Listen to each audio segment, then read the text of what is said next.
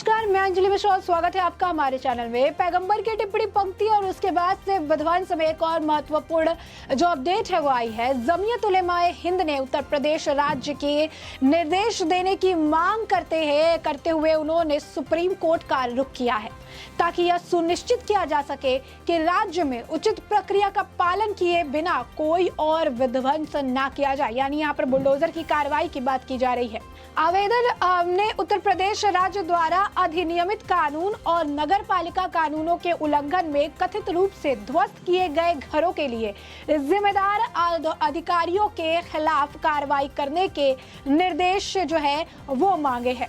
दिल्ली के जहांगीरपुरी में विध्वंस अभियान के खिलाफ अपनी पिछली याचिका में दायर 2 आवेदनों के माध्यम से राहत मांगी गई है।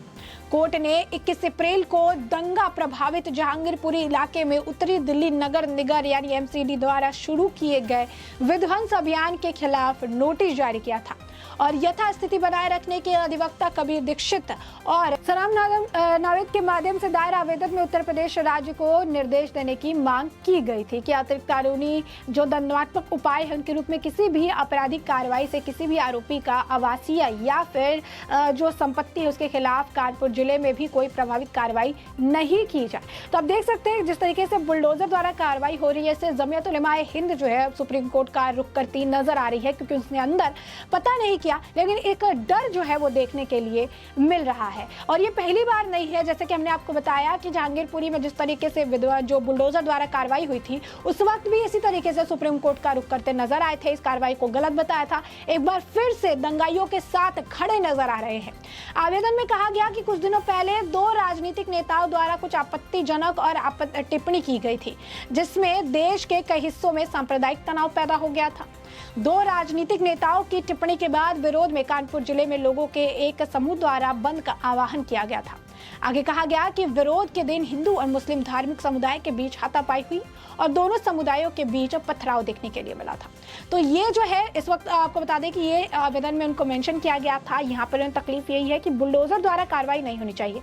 बुलडोजर द्वारा कार्रवाई को ये असंवैधानिक बता रहे हैं, बुलडोजर द्वारा कार्रवाई को ये गलत बता रहे हैं। बुलडोजर द्वारा जो कार्रवाई हो रही है इसके लिए सुप्रीम कोर्ट का दरवाजा खटखटा रहे हैं। इनका कहने का ये मतलब है कि जो दंगाई है उन दंगाइयों के खिलाफ इस तरीके की कार्रवाई नहीं होनी चाहिए। ये असंवैधानिक है, लेकिन जो दंगाई कर रहे हैं वो असंवैधानिक नहीं है, वो संविधान के दायरे में कर रहे हैं, पत्थर बरसा रहे हैं, पुलिसों के जो है चोट पहुंचा रहे हैं, घायल कर दे रहे हैं, वो संवैधानिक के बता रहे हैं। आवेदन में ये भी आरोप लगाया गया था कि कानपुर में हुई हिंसा के बाद कई अधिकारियों ने मीडिया में कहा था कि राज्य के मुख्यमंत्री सहित संदिग्ध आरोपियों की संपत्तियों को जब्त और ध्वस्त कर दिया जाएगा। जिन्होंने मीडिया में कहा था कि मकान आरोपियों को बुलडोजर से गिराया जाएगा। आवेदन के अनुसार किसी भी प्रकृति का विध्वंस अभ्यास सख्ती से लागू कानूनों के अनुसार किया जाना चाहिए और केवल सर्वोच्च न्यायालय यानी सुप्रीम कोर्ट द्वारा अनिवार्य रूप से प्रत्येक प्रभावित व्यक्तियों को उचित नोटिस और सुनवाई का अवसर देने के बाद ही किया जाना चाहिए। जो बना है वो सिर्फ रांची ही में नहीं बल्कि मुल्क के मुख्तलिफ इलाकों में, लेकिन रांची की छवि थोड़ी ज़्यादा ख़राब हुई, यहाँ जानी नुकसान हो गया। अभी हमने डीजीपी साहब से मुलाकात की है, डीआईजी साहब से मुलाकात की है, फिर अभी इंशाल्लाह डीसीपी साहब से मुलाकात करेंगे और उम्मीद है कि इंशाल्लाह अच्छा हो जाएगा। क्या इन्होंने कुछ इत्मीनान दिलाया है, एसआईटी को इन्होंने बना दिया है, वो जांच कर रही है। 1 हफ्ते के अंदर अंदर करेंगे, रिपोर्ट आ जाएगी, फिर जो कसूरवार होगा उसे देखेंगे उसी हिसाब से। आज जो आपने मुलाकात की सिलसिले में और कहाँ जाएंगे? अभी जा रहे हैं, तो जो 2 शहीद हुए हैं उनके घर को जाएंगे, फिर उनसे मिलकर के डीसी साहब के यहाँ हमारा 12 बजे का अपॉइंटमेंट है। एक अच्छी बड़ी तादाद ज़ख्मी है, जो हॉस्पिटल में लोग पड़े हुए हैं, तो उनका इलाज गवर्नमेंट कराए। जो ज़ख्मी हो गए उनका इलाज कराएं, उनको भी मुआवजा दें। जिनकी जानें चली गई हैं गवर्नमेंट को चाहिए कि उनको बड़ा मुआवजा दे और उनके घर के लोगों को किसी अच्छी जगह पर मुलाजमत दे करके उनको रखे जिससे उनका घर चल सके। जो होना तो सो हो गया है, लेकिन अब नाजायज़ गिरफ्तारियों का सिलसिला शुरू हो, उस पर रोक लगाई जाए, हमने डीआईजी साहब से कहा है। यानी इनका कहने का मतलब ये है कि बुलडोजर गिराने से पहले, बुलडोजर से घर ढाने से पहले सुप्रीम कोर्ट जाइए। 70 लोगों को गिरफ्तार किया गया है प्रयागराज वाले मामले में, सिर्फ प्रयागराज की हम बात कर रहे हैं यहाँ पर। उत्तर प्रदेश के प्रयागराज, फिरोजापुर, लखनऊ, कानपुर और कई जगहों पे जो हिंसा देखने के लिए मिली। और सिर्फ प्रयागराज की अगर हम बात करें तो 70 लोगों का जो है गिरफ्तार किया गया है, कई सारे लोग नामजद है। इनका ये कहने का तात्पर्य है कि 70 लोगों पर जो कार्रवाई की जाएगी उसके लिए सुप्रीम कोर्ट जाना चाहिए। बाकी के जो है उस हिसाब से जो बचे हुए 300 लोग या 500 लोग जो नामजद है, फिर उसके लिए सुप्रीम कोर्ट जाना चाहिए। फिर इनका कहना है कि कानपुर को लेकर फिर सुप्रीम कोर्ट जाइए, लखनऊ को लेकर सुप्रीम कोर्ट जाइए, फिरोजाबाद को लेकर सुप्रीम कोर्ट जाइए। सुप्रीम कोर्ट के पास कोई और काम है या फिर हर व्यक्ति को जिनके भी ऊपर बुलडोजर का खतरा है, जो कि दंगे करने से पहले नहीं सोच रहे हैं, उनके लिए सुप्रीम कोर्ट का दरवाजा खटखटाइए। सुप्रीम कोर्ट का जो वक्त है उसे बर्बाद करिए। क्यों? क्योंकि जब इस तरीके की घटना होती है तो राज्य सरकार को दोष दिया जाता है, राज्य सरकार के कानून व्यवस्था पर सवाल खड़े किए जाते हैं, राज्य सरकार को जो है सरेआम जो है उनके ऊपर सवालिया निशान खड़े किए जाते हैं। लेकिन राज्य सरकार किसी तरीके की कोई कार्रवाई नहीं करे, राज्य सरकार हाथ पे हाथ धर के बैठी रहे, क्योंकि इसका काम हम सुप्रीम कोर्ट को देंगे। कई दिनों तक जो है मामला चलता रहेगा, दंगाई जो है अपनी जगह पर अपना काम करके कहीं और शिफ्ट हो चुके होंगे, भाग गए होंगे, उसके बाद क्या करना है? कार्रवाई करनी है। अगर सुप्रीम कोर्ट ने चाहा तो होगी, नहीं तो फिर वो अगले साल, फिर उसके बाद अगले साल इस तरीके से कार्रवाई चलती रहेगी, ऐसा इनका कहना है। तो ये किस तरीके की दोहरी बातें करते हैं, किस तरीके की इनकी जो राजनीतिक समीकरण है, इनकी जो टिप्पणी है, जो बयानबाजी है, किस तरीके से बदलती है, इसी बयान से आप अंदाजा साफ तौर पर लगा सके हैं। आवेदन के अनुसार वर्तमान स्थिति अधिक चिंताजनक है इनके लिए, क्योंकि वर्तमान मामले में सर्वोच्च न्यायालय, सुप्रीम कोर्ट ने पहले ही उत्तर पश्चिमी दिल्ली में समान परिस्थितियों को एक दंडात्मक उपाय के रूप में किए जा रहे विध्वंस पर रोक लगाने के आदेश दिए थे। इसके अलावा ये तर्क भी दिया गया कि इस तरह के जो अतिरिक्त कानूनी जो उपाय है उसका अपनाना स्पष्ट रूप से प्राकृतिक न्याय के सिद्धांतों का उल्लंघन है, खासकर जब सुप्रीम कोर्ट जो है इन सब मामलों में पहले सुनवाई करते हैं। यानी यहाँ पर ये जिस तरीके से दंगे हुए, इसका कंपैरिजन जहांगीरपुरी वाले दंगे से लगा रहे हैं, और इनका ये कहने का मतलब है कि उस मामले में भी सुप्रीम कोर्ट ने एक्शन लिया था, सारी चीजें कही थी, लेकिन इस हिसाब से नहीं करना चाहिए, रोक लगा दी थी, इस मामले में भी सुप्रीम कोर्ट का दरवाजा खटखटाना चाहिए, ऐसा उनका कहना है। अब ये जो कार्रवाई जो है सुप्रीम कोर्ट का दरवाजा खटखटा रहा है, इस बात की जानकारी भी उन्होंने खुद अपने ट्विटर हैंडल से ट्वीट करके दी। बता दें कि उन्होंने ट्वीट करके लिखा, बुलडोजर का गैर कानूनी इस्तेमाल देश को अराजकता की तरफ धकेलने वाली प्रक्रिया है। यानी आप एक बार फिर सुनिए, बुलडोजर का जो इस्तेमाल है वो अराजकता की तरफ अराजकता की तरफ जो है धकेलने वाली प्रक्रिया है। जो अराजकता पहले से हो रही है, जो अराजकता देखने के लिए मिली है, उस पर बुलडोजर की कार्रवाई नहीं तो क्या फूल बरसा के कार्रवाई करेंगे? ये जवाब जो है इनको देना चाहिए, क्योंकि बुलडोजर की कार्रवाई को अराजकता फैलाने का नाम दे रहे हैं। जो अराजकता फैलाई जा रही है उससे पहले तो बुलडोजर की कार्रवाई नहीं हुई।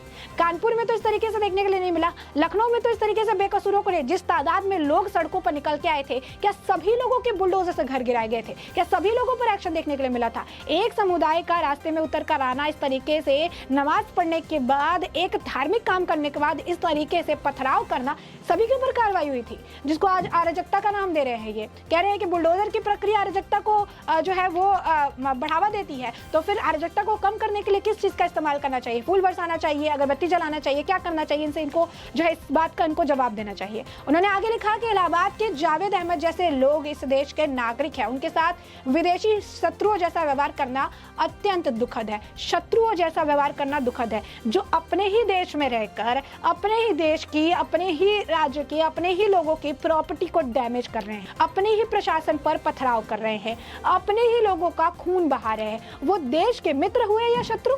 और विदेशी शत्रुओं की बात करें यहाँ पे, तो शत्रुओं के लिए भी इनका सीना धड़कता है।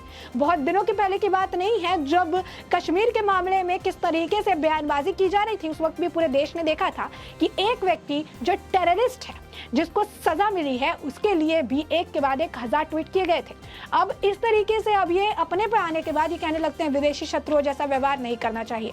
तो इनके लिए जो है बहुत ही बढ़िया तरीके से इनको बैठा के आदर सम्मान के साथ पूछना चाहिए, आपने दंगे क्यों किए? और जितने लोग हैं उन सभी को बहुत ही आदर सम्मान के साथ बैठा के पूछना चाहिए कि आपने ये दंगे क्यों किए हैं, कारण क्या है कि आप सभी के घर पे बुलडोजर चला था। और अगर जब जवाब मिले कि नहीं हमारे घर पे नहीं चला, तब उनके घर पे बुलडोजर चलाना चाहिए, क्योंकि जो जितने लोग आए थे, जितने लोगों की तादाद देखने के लिए मिली थी, उत्तर प्रदेश की बात हम नहीं कर रहे हैं, हम कलकत्ता की बात कर रहे हैं, हम दिल्ली की बात कर रहे हैं, हम रांची की बात कर रहे हैं, हर जगह की बात कर रहे हैं। और वहां पर फिर उनके खिलाफ कार्रवाई करनी चाहिए। और जो तादाद अभी देखने के लिए मिल रहा है, जिस तादाद में अभी कार्रवाई हो रही है, 10 गुना ज्यादा तादाद में कार्रवाई होगी, अगर हर व्यक्ति को बुलाकर बैठा के ये पूछा जाने लगे कि क्या बुलडोजर अराजकता का कारण है, क्या आपके घर पर बुलडोजर चला था जिस वजह से आपने पथराव किया है, तो ये जो अपनी बातें कहते हैं ये अपनी बातों में ही इस तरीके से फंस जाते हैं।